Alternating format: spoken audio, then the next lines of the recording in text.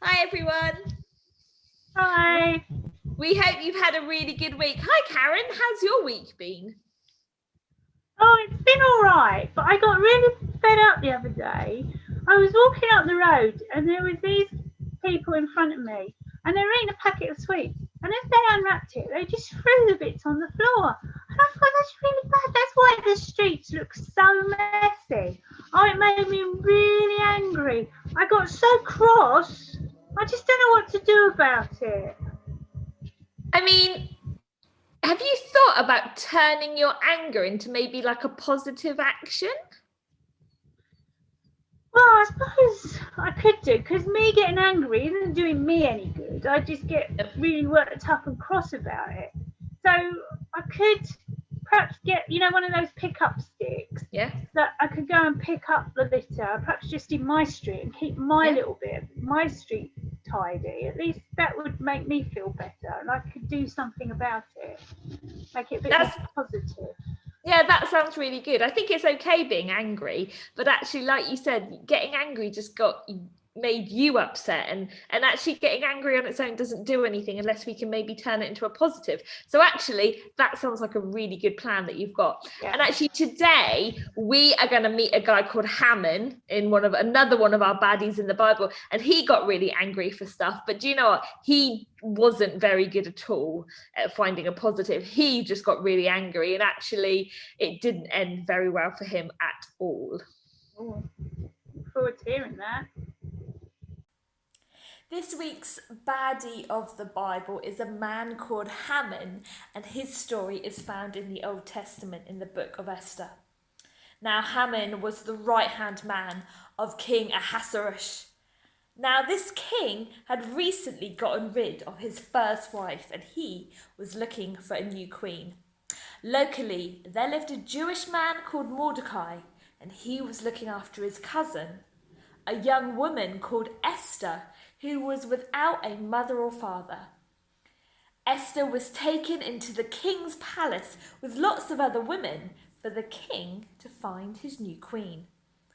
Out of all these women, Esther was chosen to be queen, and there was a huge banquet to celebrate. One day, Mordecai was sitting at the king's gate when he overheard a plot to kill the king. So he gave this information to Esther, who was now queen, and she in turn told her husband, the king. Now, at this point, Haman had been promoted.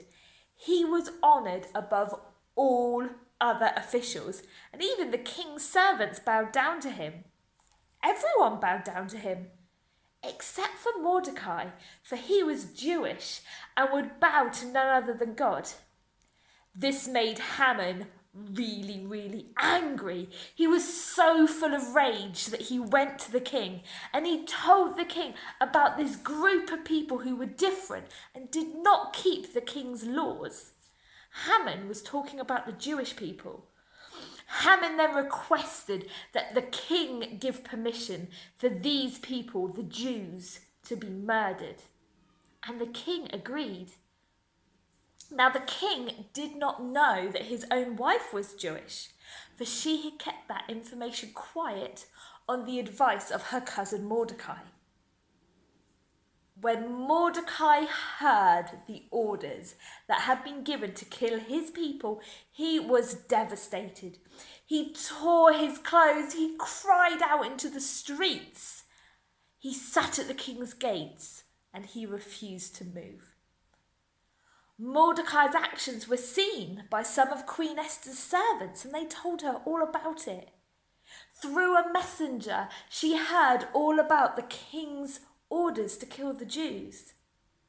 Then Mordecai asked Esther if she would go to the king to plead for the lives of their people. Esther was frightened. She was terrified, for there was a law that if anyone, including her as the queen, went into the king's inner courts without being invited, that they could be put to death. But Mordecai reminded her that she too was Jewish and that she had been placed in the palace for such a time as this. So Esther sent back a message saying that she would do this. She asked all the Jews to fast for 3 days, as would she and her servants, and then she would go to the king and plead for their lives. On the 3rd day, Queen Esther put on her royal robes and went to see the king. When the king saw Esther, he welcomed her into his presence. Phew! The king loved Esther, you see, and told her that whatever she wanted, even if it was half the kingdom, he would give it to her. So Esther requested that the king and Haman would come to a feast that she was preparing the next day. That afternoon, Haman went around with a huge smile on his face. He was rich, he was powerful, honoured, and now the queen was inviting him to a private feast with the king. No one else was invited. How special was he? As he was walking around, he noticed that Mordecai was still sitting at the king's gates. Oh, this made him so mad, so angry still. He really did not like Mordecai. So he requested that some gallows be built and that he would have Mordecai killed on them. His horrid plan made him even happier, and he went off to see the king. That night the king could not sleep, and he asked his servants to bring in a book of memorable deeds to be read to him. His servants started telling the king about a man called Mordecai who had overheard a plot to kill the king and had stopped it. The king asked, well, what honour had been given to this guy Mordecai, and was informed that nothing had been done. At that moment, Haman arrived to see the king and to speak to him about having Mordecai killed. But before he had a chance, the king asked Haman for some advice. The king asked, well, what should be done for someone who saved my life? What kind of honour should that person have? Well, in his arrogance, Haman assumed that the king was talking about him.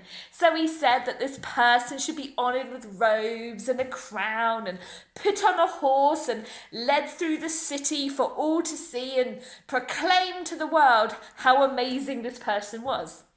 And you know what? The king agreed and asked Haman to take the royal robes down to the king's gate and to dress Mordecai. Haman was stunned, but he had to obey the king's orders. Haman then had to lead Mordecai through the streets and proclaim that Mordecai was honoured by the king. Haman then went home sad, and he told his wife everything that had happened. And whilst they were talking, the king's servants arrived to Haman's house to take him to the special feast that Queen Esther had invited him to. During the feast, the king again told Esther that anything she asked for, he would happily give her. So Esther spoke to the king and told him about her people, the Jews, and how a man was planning on killing them. The king was really angry and asked what wicked man would do such a dreadful thing. And Esther revealed that it was Haman. When Haman realised what had happened, he was suddenly very scared. He begged for his life, but the king decided it was too late, and Haman was killed on the very gallows that he had had built to kill Mordecai. The Jewish people were saved and were told to remember this event and to celebrate it every year with a feast called Purim. Well, Haman was a right baddie of the Bible, and he got so angry, so annoyed, and he thought he was so much better than everybody else. And it had ended in a bad way for him, didn't it? I'm sure we've all got angry at different things. I got angry earlier about people dropping litter, but when I thought about it, there was something I could do about it to make it better. So when you get angry, just stop and think, why are you angry? What is it that's making you angry? And how can you make it better?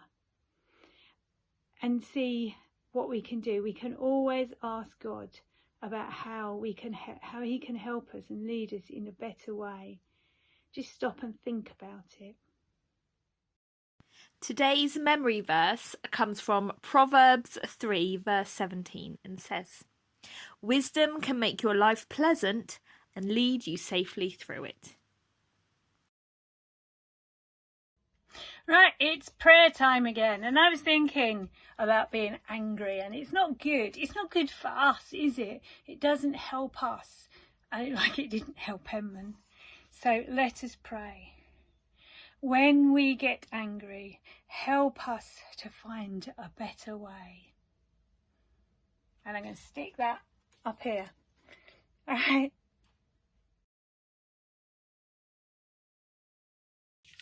Well, guys, we hope you enjoyed our session this week. And next week we are continuing with our Baddies of the Bible. So, Karen, who are we going to meet next week? Well, I promised you this a few weeks ago, but we are actually going to meet Herod the Great this week. And he wasn't very nice at all. He done some horrible things. So we're going to hear about that next week. Excellent. Well, guys, we hope you have a really good week and we will see you soon. Bye. Bye.